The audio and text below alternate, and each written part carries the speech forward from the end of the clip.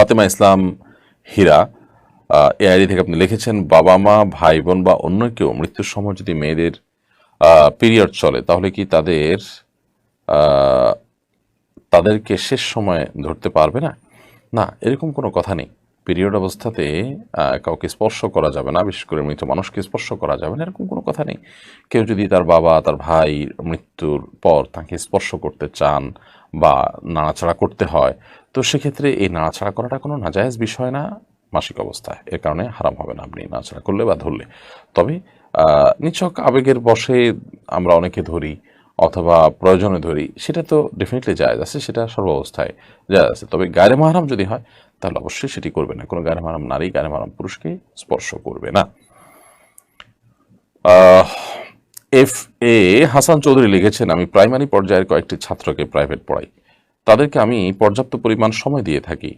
তারা পড়ায় ফাঁকিবাজি করে। এ কারণে আমার জন্য টাকা নেওয়া হারাম পর্যায়ে পড়বে কিনা? প্রথম কথা হলো যে তারা ফাঁকি ঝুঁকি দিলে তো আপনার টাকা নেওয়া হারাম হবে না, কিন্তু আপনি আপনার চেষ্টার সবটুকুন করবেন এবং অভিভাবকদেরকে রিপোর্ট করবেন। এরপরও যদি তাদের অবস্থায় বহাল থাকে, অভিভাবকদেরকে আপনি রিপোর্ট করলেন, আপনার দায়িত্ব আপনি পালন করেছেন, এটার মাধ্যমে আপনার উপার্জন হালাল হবে ইনশাআল্লাহ তাআলা। আর যদি আপনি নিজে ফাঁকি দেন এবং তাদের ফাঁকি দেওয়াটাকে এনজয় করেন, সুযোগ হিসাবে গ্রহণ করেন, তাহলে সেক্ষেত্রে অবশ্যই আপনার সে টাকা হালাল হওয়া নিয়ে প্রশ্ন উঠবে এবং সেই ক্ষেত্রে আপনার দায় চলে আসবে। এমনি শহীদুল ইসলাম লিখেছেন, স্বপ্নদোষ হলে জেগে যাওয়ার পর তাৎক্ষণিক গোসল না করে বিলম্ব করলে গুনাহ হবে কিনা? বিলম্ব করলে বড় কোনো গুনাহ হবে না। আপনি ফজরের আগ পর্যন্ত গোসল করে ফেললেন যদি রাতের স্বপ্নদোষ হয়। যখন স্বপ্নদোষ হয় পরবর্তী যে নামাজ আছে তার আগে আগে আপনি গোসল করলে আপনি দায়মুক্ত হয়ে যাবেন। অতএব বিলম্ব করলে আপনি হারাম এ লিপ্ত হলেন, কবিরা গুনাহ করেছেন, এই পর্যায়ের গুনাহ হবে না। ব্যাপারটা সেরকম না। তবে একান্ত প্রয়োজন না হলে এরকম বিলম্ব না করাটা উত্তম, বেটার। একটা হলো যে ফরজ ওয়াজিবের গণ্ডি, আরেকটা হলো উত্তম অনুত্তমের গণ্ডি। আমি একটা হলো যে শুধুমাত্র কোনো রকম মুসলমান হলাম, আরেকটা হলো যে ভালো মুসলমান হলাম। ভালো মুসলিম হতে হলে অবশ্যই আপনার এটা বিলম্ব না করে খুব দ্রুততার সাথে গোসল করে ফেলা উচিত, এবং যদি আপনি বিলম্ব করতে চান সেক্ষেত্রে অজু করে তারপর ঘুমাবেন, এরপর উঠে গোসল করে নেবেন, এটা উত্তম। অপবিত্র অবস্থা যত কম সময় থাকা যায় ততই বেটার। রোহান আপনি লিখেছেন, আমাদের পার্শ্ববর্তী দেশ মিয়ানমার সেনাবাহিনীর সঙ্গে বিদ্রোহীদের যুদ্ধ চলছে। সে যুদ্ধের আঁচ লেগেছে আমাদের দেশেও। এই পরিস্থিতিতে আমাদের ভূমিকা কি হওয়া উচিত? প্রথম কথা হলো যে মুসলিমদের প্রতি এবং নিরীহ মানুষদের প্রতি যে অনাচার তারা করেছে তার প্রায়শ্চিত্ত তাদেরকে ভোগ করতে হবে টুডে অফ টুমরো। এবং আমরা হয়তো জীবদ্দশাতে তাদের পরিণতি দেখে যেতে পারি। এতগুলো মানুষের প্রতি যে অবিচার করা হয়েছে সে অবিচারকে আল্লাহ রাব্বুল আলামিন অবশ্যই বিহিত করবেন এবং এর শাস্তি আল্লাহ তাআলা দিবেন। দুনিয়াতে অত্যাচারীদেরকে আল্লাহ তাআলা ছাড় দেন কিন্তু ছেড়ে দেন না। একটা সময় তাদেরকে আল্লাহ তাআলা অবশ্যই পাকড়াও করেন, সেটি হয়তোবা সেটি আমরা দেখতে পাচ্ছি বা তার একটা ছিটেফোঁটা আমরা দেখতে পাচ্ছি। আমাদের উচিত হবে এক্ষেত্রে সর্বোচ্চ বুদ্ধিমত্তার সাথে সিদ্ধান্ত গ্রহণ করা, কোনোভাবে নিজেদের গায়ে সেই তাদের মধ্যকার যে বিদ্রোহ সেটার আঁচ নিজেদের গায়ে না মাখিয়ে নেওয়া। তবে সেই সাথে নিজেদের নিরাপত্তা, মুসলিমদের নিরাপত্তার জন্য সর্বোচ্চ চেষ্টা করা কর্তব্য, এবং সেটা আল্লাহর খাতিরে মুসলিমদের ভূখণ্ডের নিরাপত্তা, মুসলিমদের চিন্তা করে যদি এটা কেউ করেন তাহলে সেটা ইবাদতেও পরিগণিত হতে পারে, অর্থাৎ যারা প্রহরার কাজ করবেন।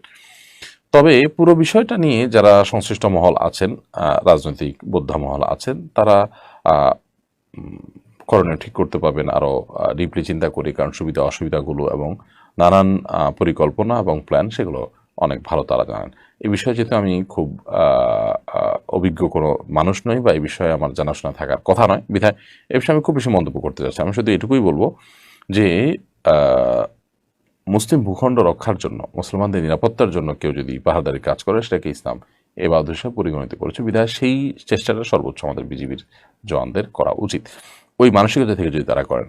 আর এমনিতে দেশপ্রেম বা দায়িত্বশীলতা থেকে যদি করেন তারা, তাহলে সেক্ষেত্রে সেটাও প্রশংসনীয়, বা সেটা ইবাদত হিসাবে পরিগণিত হবে না। ইবাদত হিসাবে পরিগণিত হবে তখন যখন আল্লাহকে সন্তুষ্ট করবার জন্য, আল্লাহর কাছ থেকে বিনিময় লাভের আশায়, মুসলিম ভূখণ্ড মুসলিমদের নিরাপত্তার চিন্তা করে তিনি এই কাজগুলো করেন তখন।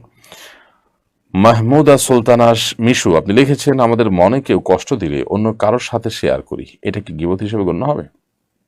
কেউ আপনার কষ্ট দিয়েছে, সেটা আপনি কাউকে বললেন, এই বলাটাতে যদি কোনো লাভের দিক না থাকে, যার ব্যাপারে বলেছেন তার সংশোধন এখানে হবে এরকম কোনো সম্ভাবনা না থাকে, তাহলে সেক্ষেত্রে এই বলাটা আসলে খুব বেশি অর্থহীন হয় না, বরং এই বলাটা গীবতের পর্যায়ে চলে যাবে এবং নিষিদ্ধ গীবতের পর্যায়ে চলে যাবে যদি এটার কোনো আপাতত উপকারিতা না থাকে।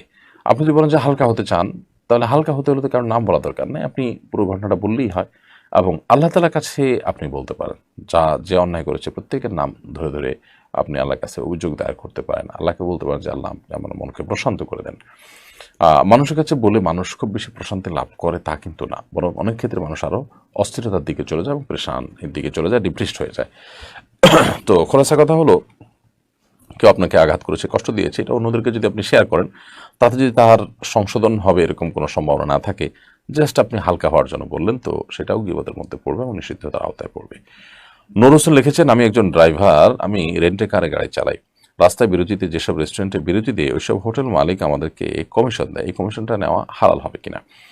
দেখুন, প্রথম কথা হলো যে আপনি নির্দিষ্ট রেস্টুরেন্টে নিচ্ছেন, গাড়িটা থামাচ্ছেন এবং সেখানে গাড়ি থামিয়ে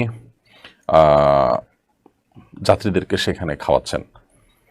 যাত্রীদের অনেক সময় সমস্ত রেস্টুরেন্টগুলো একটু দাম বাড়িয়ে বাড়িয়ে নেয় এবং সেখানে আপনাকে কিন্তু একটা পারিশ্রমিক দিতে হবে, এটা তাদের মাথায় থাকে। এই যদি হয় পুরো চিত্র, তাহলে সেক্ষেত্রে এটা নেওয়া পর্যন্ত জায়েজ হবে না, কারণ আপনি এখানে যাত্রীদেরকে ক্ষতিগ্রস্ত করে তারপরে টাকা নিয়েছেন। তাছাড়া এটা আপনার ডিউটির অংশ যে আপনি কোনো একটা জায়গায় গিয়ে থামবেন এবং থামার পর সেখানে মানুষ রেস্ট করবে, আপনি রেস্ট করবেন, সেখানে আপনার ডিউটির মধ্যে আরেক পক্ষ থেকে আপনি কমিশন দিলেন, সেটা জায়েজ নয়, কারণ এটাতে যাত্রীদের ক্ষতিগ্রস্ত করার সমূহ আশঙ্কা থাকে, সম্ভাবনা থাকে, সেজন্য এটা জায়েজ নয়। তবে যদি বিষয়টা এরকম হয় যে আপনার সেখানে খাওয়া দাওয়াটা তারা ফ্রি করাই দিল, তো সেটা আপনি গ্রহণ করতে পারেন যে ড্রাইভার এতটুকু অফার আপনাকে তারা দিল অথবা ছাড় দিল, মালিক পক্ষও জানে, কারোর কোনো আপত্তি সেখানে থাকে না। বাট এমনিতেই আপনি আপনার দায়িত্ব পালন করে মাঝখান থেকে আরেকজনের কাছ থেকে সুবিধা ভোগ করলেন, বিশেষ করে সেখানে যাত্রীদের ক্ষতির সম্ভাবনা যখন থাকে তখন সেটি জায়েজ হওয়ার কোনো কারণ থাকতে পারে না। মুরসালিন ইসলাম মিঠু এআইডি থেকে আপনি লিখেছেন, কাপড় ধোয়ার পানি কি নাপাক? দেখুন, কাপড় ধোয়ার যে পানি, এই পানিটা যদি নাপাক কাপড় হয় এবং নাপাক কাপড়ের পানিটা আপনার চোখের সামনে দিয়ে যাচ্ছে অল্প একটু পানি, তো সেটা অবশ্যই ডেফিনেটলি নাপাক। যেহেতু কাপড়ের মধ্যে নাপাক লেগেছিল এবং সেখানে পানি দিয়েছেন, সেখান থেকে মানে পানিটা খুব সীমিত পরিসরের চোখের সামনে দিয়ে যাচ্ছে, যদি নাপাক ভেসে যেতে দেখেন আপনি, নাপাকের মিশ্রণ আপনি দেখতে পান, তাহলে তো নাপাক হওয়ার পর কোনো সন্দেহই নেই। আর যদি আপনি নাপাক নাও দেখেন, তারপরও যেহেতু পানিটা অল্প এবং নাপাক পানিটা যাচ্ছে বিধায় সেটা নাপাক। বাট ছিটা যদি আসে তাহলে সেক্ষেত্রে এর কারণে নাপাক হবে না, বিশেষ করে সুইয়ের আগার মতো যে ছিটাগুলো আছে এগুলোর কারণে শরীর বা কাপড় নাপাক হবে না। এটুকু মাফ, কারণ এটি মানুষের সাধ্যের বাইরে এবং অনেকটা কষ্টসাধ্য এগুলো থেকে বেঁচে থাকা। বাট মোটা দাগে ওই পানিগুলো যাতে গায়ে এবং কাপড়ে না মাখানো হয় সেটা খেয়াল করতে হবে। মামুন মিয়া লিখেছেন, আমি একজন মুক্তিযোদ্ধার সন্তান, আমার বাবা মারা যাওয়ার পর আমার মা ভাতা পান, ভাতার পরিবর্তে আমরা লোন নিতে পারবো, লোন কি সুদ হবে? আমি ঠিক জানি না যে লোন কিভাবে দেওয়া হয় সেখানে। ভাতা যদি আপনি নেন তো সেটা তো নাজায়েজ হবে না। সরকার যদি তার কোনো নাগরিককে তার কোনো কাজের স্বীকৃতি স্বরূপ তাকে তার ফ্যামিলিকে ভাতা দেয় রাষ্ট্রীয় কোষাগার থেকে, এটা নাজায়েজ কোনো বিষয় না, বিধায় আপনি মুক্তিযোদ্ধা ভাতা নিতে পারেন। কিন্তু ভাতা না নিয়ে আপনি যদি লোন নিতে চান, তো সেই লোনটা যদি সুদমুক্ত লোন হয়, যে আপনি যা দিলেন সেটাই পরিশোধ করবেন, কেটে কেটে আবার রেখে দেওয়া হয় বা মাসে মাসে আপনাকে পরিশোধ করতে হবে, তাহলে সেটাতে কোনো অসুবিধা নেই যদি আপনি এরকম লোন নেন। কিন্তু যদি সুদভিত্তিক লোন হয় তাহলে সেটা ডেফিনেটলি নেওয়া হারাম হবে। এমডি মিজানুর রহমান আপনি লিখেছেন, রমজানে ইমাম সাহেব ফরজ নামাজ খুবই ধীর গতিতে পড়ান, কিন্তু তারাবির সময় অনেক দ্রুত পড়ান। এমত অবস্থায় আমি কি জামাতে তারাবি পড়বো নাকি একাকি পড়বো? দেখুন, এই তাড়াতাড়ি তারাবি পড়ানোর সীমানাটা কতটুকু?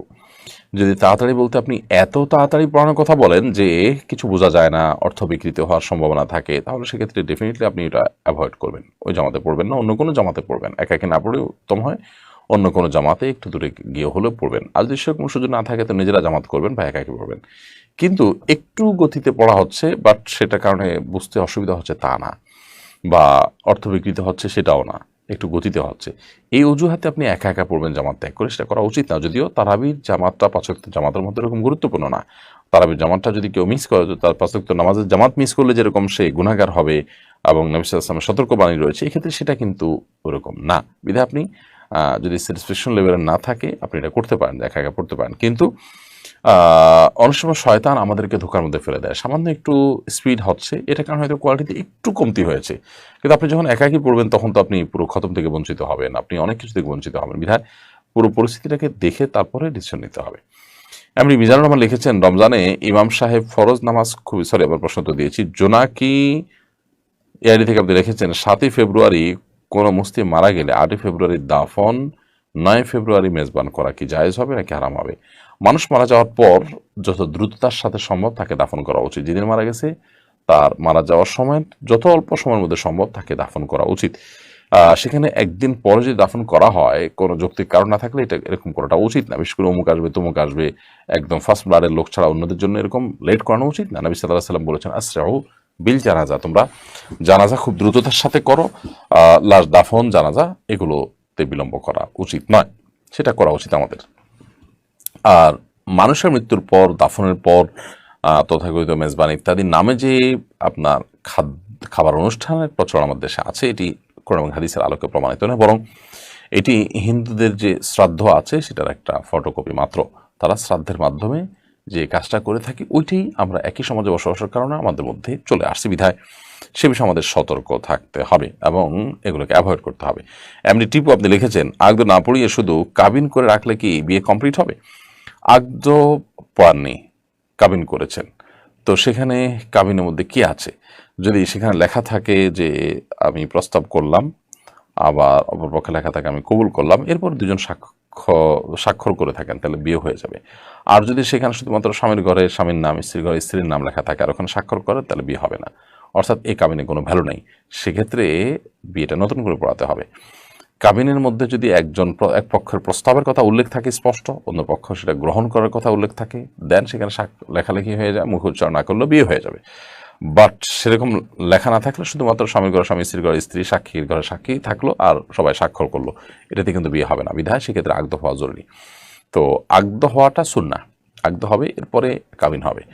আর যদি কাবিনের মধ্যে যেরকমটি বললাম যে আগদের মতো যদি থাকে কাবিনের মধ্যে উল্লেখ, তাহলে সেটাই আগদ হিসাবে বিবেচিত হবে এবং বিয়ে হয়ে যাবে। এরপরে নাজলি ইলমাজ এর থেকে আপনি লিখেছেন, বদনজর থেকে বাঁচার উপায় কি? বদনজর থেকে বাঁচার উপায় হলো প্রথমত যারা বদনজর দিতে পারে তাদের চোখ এড়াবার চেষ্টা করা। যে জিনিসগুলো খুব বেশি রিস্কি হতে পারে, অনেক মানুষের নজরে পড়ে বদনজর হতে পারে, সেই জায়গাগুলো থেকে যত সম্ভব দূরে থাকার চেষ্টা করা। এরপরও আপনার যদি এরকম জায়গায় আমাকে যেতে হয়, উপস্থাপিত হতে হয়, তাহলে সকাল সন্ধ্যার দোয়াগুলো পড়া এবং এ জাতীয় ক্ষয়ক্ষতি থেকে বেঁচে থাকার জন্য আল্লাহর কাছে পানা চাওয়া, সে কাজগুলো কন্টিনিউয়াসলি করা উচিত। এবং এটার পাশাপাশি যদি কখনো বদনজর লেগে যায়, যার বদনজর লেগেছে তার অজু করা পানি, হাত ধোয়া, মুখ ধোয়া পানি বা খাওয়া পানি, ব্যবহৃত পানি, সেটার অবশিষ্ট অংশ যে ব্যক্তির বদনজর লেগেছে তার শরীরের উপরে গোসল বা অজুতে ঢেলে দিলে ইনশাআল্লাহ বিদিল্লাহ সেটা তার ট্রিটমেন্টের কাজ দিবে এবং হাদিসে পরিষ্কারভাবে সেটি বলা আছে। ফারিহা লিখেছেন, 14ই ফেব্রুয়ারি ভ্যালেন্টাইন্স ডে পালিত হয়, এই দিন বাবা মা এবং ভাই বোনদের ভালোবাসা জানানো যাবে কিনা? বোন ফারিহা, ভ্যালেন্টাইন্স ডে একটা প্রতারণার ডে, একটা ফ্রড ডে, এটা একটা প্রতারণার দিবস। কারণ ভ্যালেন্টাইন্স ডে এর অর্থ, সেন্ট ভ্যালেন্টাইন্স ডে এর অর্থ হলো সাধু ভ্যালেন্টাইন্স ডে, খ্রিস্টানদের ধর্মযাজক সেন্ট ভ্যালেন্টাইন্সের ডে, এটা খ্রিস্টানদের একটা ধর্মীয় দিবস। সেটিকে একটি সেকুলার দিবসে পরিণত করে সব ধর্মের মানুষদেরকে সেটা পালন করাবার জন্য বাণিজ্যিক উদ্দেশ্য ধান্দা থেকে আপনার এটাকে তথাকথিত ভালোবাসার দিবস হিসাবে আমাদের আমদানি করা হয়েছে। ইভেন ইংল্যান্ডেও এই দিবস একসময় পালন করা হতো না এভাবে মাঝে, তখন গিফট আইটেমের ব্যবসায়ীরা ফেব্রুয়ারি মাসে সেখানে যে বরফ ইত্যাদি পড়ে থাকে, সেই রকম একটা পরিস্থিতিতে এই দিবসটাকে নতুন করে তারা প্রতিষ্ঠিত করবার চেষ্টা চালায়, অব্যাহত করে রাখে এবং এটি ছিল তাদের বাণিজ্যিক যে ধান্দা টার্গেট তার অংশ। তো ভ্যালেন্টাইন্স ডেকে ভালোবাসা দিবস আমরা বলছি, ভালোবাসা দিবসের ইংরেজি তো ভ্যালেন্টাইন্স ডে না, তার ইংরেজি হলো লাভ ডে। তো এটা তো লাভ ডে না, বিধায় এই অনুবাদের ক্ষেত্রে এক ধরনের প্রতারণার আশ্রয় নেওয়া হয়েছে মুসলমানদের সন্তান অন্য ধর্মাবলম্বীদেরকে দিয়ে খ্রিস্টানদের কাজ করাবার জন্য। ব্যাপারটা অনেকটা সরস্বতী পূজাকে শিক্ষা দিবস হিসাবে যদি ঘোষণা দিয়ে মুসলমানদেরকে সেটি করতে বাধ্য করে, ব্যাপারটা সেরকম অনেকটা। দ্বিতীয়ত, এটা যদি সত্যিকারের ভালোবাসা দিবসই হতো তাহলে সেক্ষেত্রে মা বাবা সন্তান সন্ততি সবার পারস্পরিক ভালোবাসাগুলো বিনিময় দিন হতো, কিন্তু সেটা কোথাও হয় না পৃথিবীতে। যত অনৈতিক এবং অবৈধ সম্পর্ক আছে সেগুলোর আদান প্রদান, সেগুলোর প্রকাশ এই দিনে হয়ে থাকে। বিধায় এটাকে ভ্যালেন্টাইন্স ডে না বলে আমরা প্রতারণা দিবস বলতে পারি, বা ইলিগাল ভালোবাসা দিবস বলতে পারি, হারাম অবৈধ সম্পর্কের দিবস বলতে পারি। স্বামী স্ত্রীর মধ্যকার বা ভাই বোনের বা নিজেদের মধ্যকার ভালোবাসাগুলো এই দিনকে কেন্দ্র করে উপস্থাপন করা ডেফিনেটলি উচিত না। কারণ সেটার মাধ্যমে এই দিনকে যারা এস্টাবলিশ করতে চায়, অবৈধ ভালোবাসাকে যারা প্রমোট করতে চায়, আপনি তাদের কাতারে সামিল হলেন বা তাদের কাজটা কে সহজ করার জন্য আপনি উদ্যোগী হলেন। আপনার ভালোবাসা আদান প্রদানের জন্য সারা বছরই আপনি চেষ্টা করবেন, সেটা ভিন্ন বিষয়। কাউকে ভালোবাসাটা প্রকাশ করে দেওয়া সুন্নত, সেটা আপনি করবেন, কিন্তু সেটা অবশ্যই এই দিনে না যে দিনে করলে এই দিনে অবৈধ ভালোবাসা বা ইলিগাল ভালোবাসাগুলোকে যারা এস্টাবলিশ করার জন্য কাজ করছে তাদেরই পারপাস সার্ভ হবে। বিধায় এটা অ্যাভয়েড করা উচিত। তাহিরা সুলতান আপনি লিখেছেন, আমার ইচ্ছা মক্কা মদিনা দেখা, আমার জন্য দোয়া করবেন। অবশ্যই দোয়া করি বোন তাহিরা সুলতান, আল্লাহ রাব্বুল আলামিন আপনাকে মক্কা মদিনা হাজির হওয়ার, আল্লাহর ঘর জিয়ারত করার, ইবাদত করার তৌফিক দান করুন। সুমার রাশেদ আপনি লিখেছেন, আমার স্বামী হুন্ডির ব্যবসা জড়িত, একজন থেকে সুদে টাকা নিয়ে আরেকজনকে দেয়, এভাবে করতে গিয়ে নিজেও ঋণে জর্জরিত হয়ে দিশেহারা অবস্থায় আছেন। এই অবস্থা থেকে বাঁচার উপায় কি? বনসুমা, আপনার স্বামী যে হুন্ডা ব্যবসার সাথে জড়িত এবং সুদের কারবারে সাথে তিনি জড়িত, অবশ্যই তিনি এর কারণে তিনি কবিরা গুনাহগার এবং অপরাধী হিসাবে বিবেচিত আল্লাহর কাছে। তো এরকম অবস্থাতে তাকে কাউন্সেলিং করানো দরকার, তাকে এই সুদের ঋণের ভয়াবহতা বোঝানো দরকার। মুশকিল হলো ভয়াবহতা বুঝতে বুঝতে মানুষের সর্বনাশ হয়ে যায়, তারপরে অনেকে বুঝতে পারেন। তারপরও যদি তিনি বুঝতে পারেন, তিনি তার সর্বোচ্চ ত্যাগ করে নিজের জমি জমা বিক্রি করে সব সহায় সম্পদ দিয়ে হলেও তিনি এই সুদি লোন থেকে মুক্ত থাকার চেষ্টা করবেন, এবং এটা যদি তিনি না করেন তাহলে সেক্ষেত্রে আল্লাহ তার কাছে তিনি কিন্তু আসামি হিসাবে উঠবেন, কিয়ামতের ময়দানে কিন্তু ধরা খাবেন। বিধায় এই জায়গা থেকে অবশ্যই আমাদের সর্বোচ্চ সিরিয়াস হতে হবে এবং আন্তরিক হতে হবে। আল্লাহ তাআলা তৌফিক দান করুন। খাদিজাতুল কুবরা লিখেছেন, আমি গর্ভবতী, আমার বাসায় অনেক তেলাপোকা হয়েছে, আমি কি মারতে পারবো? আমার 2 জাও আর এক ননদ গর্ভবতী, এক পরিবারে 3 জন গর্ভবতী হওয়া কোনো অশুভ বলছেন কেউ কেউ, এটা কি সত্য? না, এটা কোনো ভিত্তি নাই। 3 জন 4 জন যে কেউ গর্ভবতী হতে পারেন, একই ফ্যামিলিতে কয়েকজন হতে পারেন। এটার কারণে কোনো অশুভ শুভ হওয়ার কোনো বিষয় নাই। ইমানদার এই সমস্ত অশুভ শুভতে বিশ্বাস করেন, কুসংস্কার জন্য বিশ্বাস এবং ইমান নষ্ট হওয়ার মতো বিষয়, অর্থাৎ শিরকের মতো বিষয়। আর সেই সাথে তেলাপোকা ইত্যাদি যদি আপনার উপদ্রবে আপনার কষ্ট হয় তো ডেফিনেটলি আপনি মারতে পারেন গর্ভবতী অবস্থায়, কোনো অসুবিধা নেই।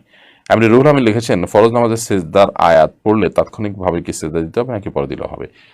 যখন পড়বেন তখনই দিবেন, আর যদি তখন না দেন তাহলে তেলাওয়াতটা শেষ করে সাথে সাথে রুকুতে গেলেন সেজদার নিয়াত করে, তাতেও সেজদা আদায় হয়ে যাবে। কিন্তু পুরো নামাজ জুড়ে করলেন না, নামাজের পরে যায় করলেন, এরকম করাটা অনুচিত। বাট যদি একান্ত কখনো ভুলে যান এবং পরে করেন আদায় হয়ে যাবে, বাট সাথে সাথে দেওয়াটাই হলো কর্তব্য।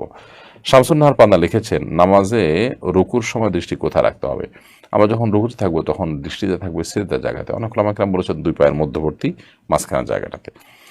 খালেদ হোসেন মুন্নি লিখেছেন, ওমরা কি মাহরাম ছাড়া করা যায়? সেক্ষেত্রে সাই করার পর চুল কাটার নিয়মটা কি? মাহরাম ছাড়া ওমরা করতে অসুবিধা নেই, সফর করা নিষেধ মাহরাম ছাড়া। আপনি মাহরাম নিয়ে গেছেন হোটেল থেকে এসে ওমরা করলেন মহিলাদের সাথে, এটা নাজায়েজ বিষয় না। তবে আপনার প্রাইভেসি যাতে নষ্ট না হয়, পর্দার ক্ষেত্রে খেলাপ না হয়, সেটা আপনার খেয়াল রাখতে হবে। সেই সাথে চুল কাটার বিষয় হলো যে আপনার চুল অন্য কেউ যদি কেটে দেয়, অন্য কোনো নারী কেটে দিলেন যিনি ওমরারত মানে ওমরা করেছেন, তিনি আপনাকে চুলটা কেটে দিয়েছেন, এটা জায়েজ আছে। নিজের চুল কাটা তোলা জায়েজ নাই ওমরা শেষ করার আগ পর্যন্ত, কিন্তু ওমরা শেষ হয়ে গেছে তখন তো নিজেরটাও তুলতে পারেন, আরেকজনটা তুলতে পারেন। তাছাড়া আরেকজনেরটা হালাল হওয়ার জন্য আপনি যদি হেল্প করেন তো সেটাও জায়েজ আছে। এরপরে সোয়াজিয়া রুকাইয়া এর দিকে আপনি লিখেছেন, আমার বোনকে মানসিকভাবে অসুস্থ মনে হচ্ছে, ও সারাদিন জোরে জোরে বকছে, মা বাবাকে আঘাত করছে, বাসা থেকে বের হয়ে যাচ্ছে, বাসা সব ভেঙে ফেলছে। এখন আমাদের করণীয় কি? ডাক্তার তো অবশ্যই দেখাবেন, সাইকিয়াট্রিস্ট বা মানসিক ডাক্তার আপনি দেখাবেন। সেই সাথে রুকিয়া রিলেটেড সমস্যা কিনা সেজন্য ভালো করে রাখির শরণাপন্ন হবেন। সোশ্যাল মিডিয়াতে ভালো ভালো রুকিয়ার অনেকগুলো গ্রুপ আছে, আপনি খুঁজে বের করে যারা কোনো হাদিসের আলোকে শুধু রুকিয়া করেন এবং সেখানে শরিয়া বিরোধী কোনো কিছু নেই, তাদের সহযোগিতা আপনি নিতে পারেন। দেলোয়ার ইমরান লিখেছেন, মদিনা মুনাওয়ারা থেকে বলছি, মদিনা মুনাওয়ারায় ইমাম সাহেবের সামনে মসজিদের বাইরে দাঁড়িয়ে অনেক মুসল্লি নামাজ পড়েন। যারা সামনে দাঁড়িয়ে নামাজ আদায় করেন তাদের নামাজ আদায় হবে কিনা।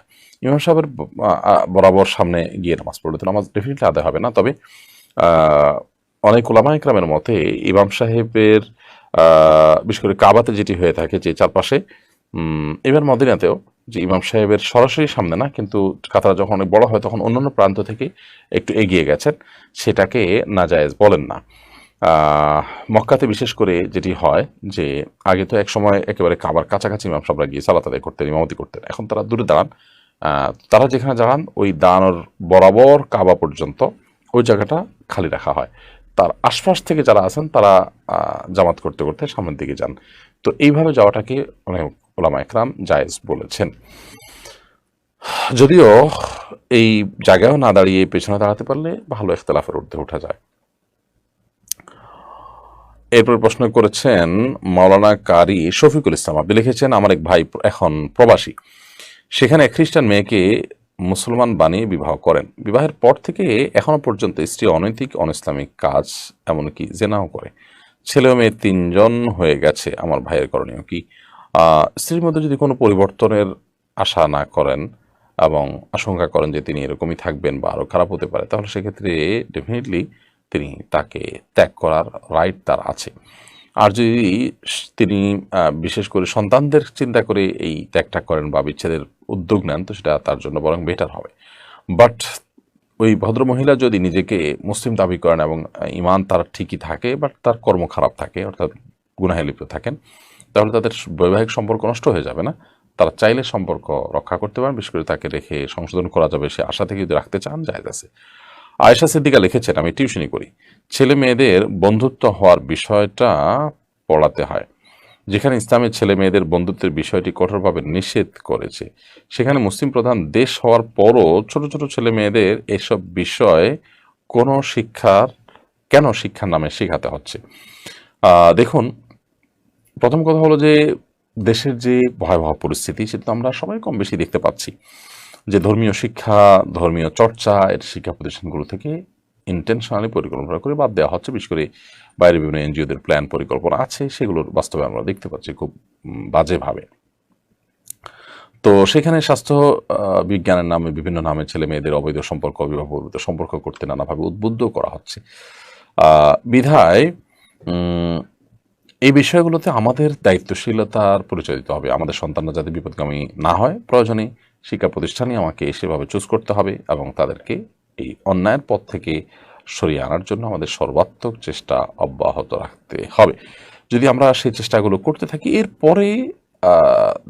এরপরেও যদি তারা অন্যায়ের সাথে জড়িয়ে যায়, তো আশা করা যায় আল্লাহ রাব্বুল আলামিনের কাছে আমাদের দায় থাকবে না। আমাদের চেষ্টা থাকতে হবে যে তারা যাতে ওখানে গিয়ে কোনো অন্যায় লিপ্ত না হয় এবং হারাম হালাল ভেদাভেদানো করতে পারে। নাজিয়াত নাবা আপনি লিখেছেন, মেয়েদের ফিজিওথেরাপি ডাক্তার হওয়া উচিত হবে কিনা? ছেলেদেরকে সার্ভিস দেওয়ার জন্য তিনি ডাক্তার, মেয়েরা মেয়েদেরকে সার্ভিস দেওয়ার জন্য এটা শিখতে পারেন এবং করতে পারেন, সমস্যা নেই। বাট ছেলেদেরকে সার্ভিস দেওয়ার জন্য এরকমটি করার সুযোগ নেই। আহনাফ ঈশ্বরিয়ার তানজিম লিখেছেন, সামনে এসএসসি দিব, দোয়া করেন।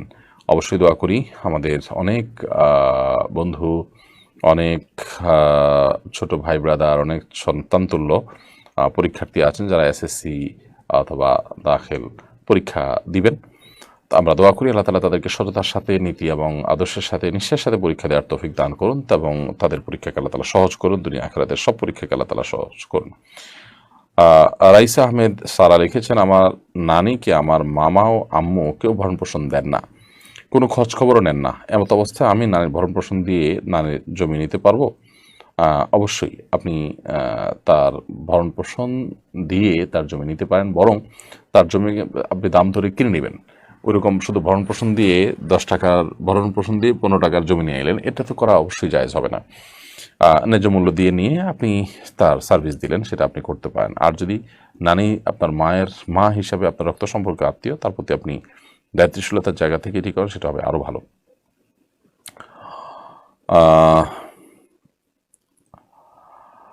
আলহামদুলিল্লাহ, আমরা অনেকগুলো প্রশ্নের উত্তর দিয়েছি প্রিয় দর্শক। দেখতে দেখতে আমরা অনুষ্ঠানের একেবারেই শেষ প্রান্তে চলে আসছি। আপনাদের অনবরত প্রশ্ন আসছে এবং অনেক প্রশ্ন এখনো আছে যেগুলোর উত্তর আমরা আসলে দিতে পারি নাই। ইনশাআল্লাহ বিদিনল্লাহ আমরা আরও কয়েকটা প্রশ্ন তো দিচ্ছি, তবে যেগুলো উত্তর দিতে পারছি না অফিস টাইম ইনশাআল্লাহ আপনাদেরকে আগামীকালকে রিপ্লাইয়ের মাধ্যমে উত্তর দেওয়ার চেষ্টা করা হবে।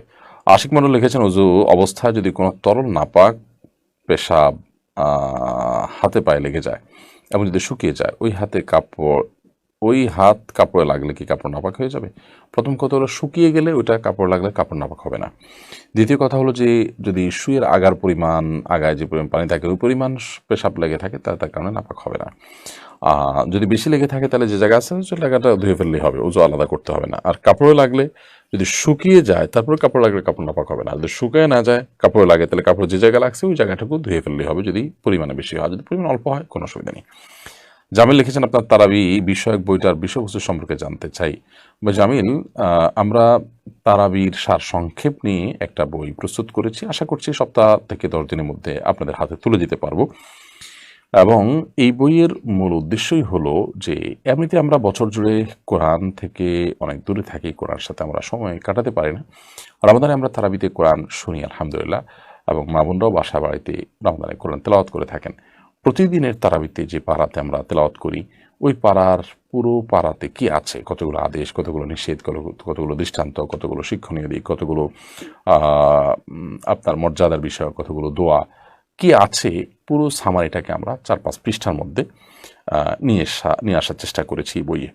আমরা আশা করছি যে এই ছোট 120-30 পৃষ্ঠার এই বই, অর্থাৎ প্রতিদিনের তারাবিতে 3-4 পৃষ্ঠার যে বরাদ্দ রাখা হয়েছে, এটা যদি কেউ পড়ে ফেলেন এবং প্রত্যেক দিনের তারাবিতে যাওয়ার আগে যদি 4 পৃষ্ঠা তিনি চোখ বুলায় যান, তাহলে তারাবিটা তিনি অনেক বেশি স্বাদ পাবেন, তৃপ্তি পাবেন, এবং তার তারাবিটা অনেক বেশি অর্থবহ হবে। তারাবি থেকে এসে যদি বাসায় তিনি আবার একটু মেলান যে কী কী পড়লেন আজকে, তারাবিতে শুনলেন কী কী এবং কী কী আছে সেখানে, তাহলে সেক্ষেত্রে কোরআনের দ্বারা যে আপনার পথ নির্দেশ গ্রহণ করা, সেই আমলটি হয়ে যাবে। আল্লাহ তাআলা কোরআনকে কিন্তু হেদায়েত এবং পথ নির্দেশক হিসাবে আমাদের জন্য পাঠিয়েছেন, বিধায় সেটি যেন হয় আমরা এই বইয়ের মাধ্যমে সেই কাজটাতে আপনাদের সহযোগিতা করেছি মাত্র। আমি আশা করছি এই বইটা সংগ্রহ করলে আমাদের প্রত্যেকটা মানুষেরই কম বেশি উপকার হবে। আল্লাহ তাআলা আমাদেরকে তৌফিক দান করুন।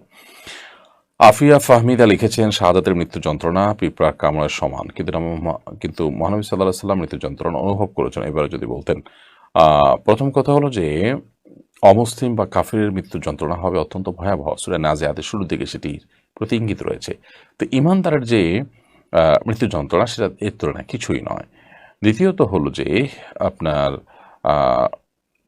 ঈমানদারের মৃত্যু যখন হয় তখন তার রূহটাকে অত্যন্ত কোমলভাবে বের করা হয়, বিধায় সে সময় যন্ত্রণা হয় না। নবী করিম সাল্লাল্লাহু আলাইহি সাল্লাম অসুস্থ ছিলেন, অসুস্থ হওয়ার কারণে যে একটা কষ্ট সেটা তো ছিলই, এবং সেটির কারণে তিনি বারবার সেন্সলেস হচ্ছিলেন, কষ্ট হচ্ছিল। চৌধুরী হুমায়ুন আপনি লিখেছেন, কোন শিয়া সম্প্রদায়ের ছেলেকে কি মুসলিম সুন্নি সম্প্রদায়ের মেয়ে বিয়ে করতে পারবে কিনা? শিয়াদের অনেকগুলো গ্রুপ আছে ইসলাম থেকে, তারা খারেজ হয়ে গেছে, আর বাকিরা বিভ্রান্ত, বিধায় বিয়ে শাদীর ক্ষেত্রে তাদেরকে অবশ্যই অ্যাভয়েড করতে হবে। ইব্রাহিম ইসলাম লিখেছেন, 3 মাসের মধ্যে আমার দুজন চাচা ও একজন ফুফু ইন্তেকাল করেছেন, তাদের জন্য দোয়া করবেন। বনিভা, আপনার চাচা ফুফু কয়েকজনকে আপনি একসাথে হারিয়েছেন, আমরা দোয়া করি আল্লাহ তাআলা তাদের উভয়ের প্রতি রহম করুন এবং তাদেরকে ক্ষমা করুন, তাদের সকলের প্রতি। মোহাম্মদ রাকিব হাসান লিখেছেন, আপনি কোথায় জমা পান? আমি নারায়ণগঞ্জের ভূমিপল্লী জামে মসজিদ, চিটাগাং রোড বাস স্টপেজের কাছে ভূমিপল্লী জামে মসজিদে আমি জমা পড়িয়ে থাকি।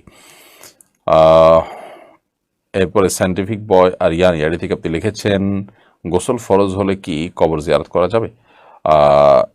কবর জিয়ারতের জন্য আপনার পবিত্রতা আবশ্যক না, তবে অবশ্যই উত্তম, এবং গোসল ফরজ হলে তো দেরি করাই উচিত না। গোসল ফরজে সেখানে দেরি করে আপনি আবার কবর জিয়ারত করতে যাবেন, সেটা ডেফিনেটলি উত্তম কোনো কাজ নয়, মাকরুহ থেকে অবশ্যই খালি না, অপছন্দনীয় কাজ অবশ্যই।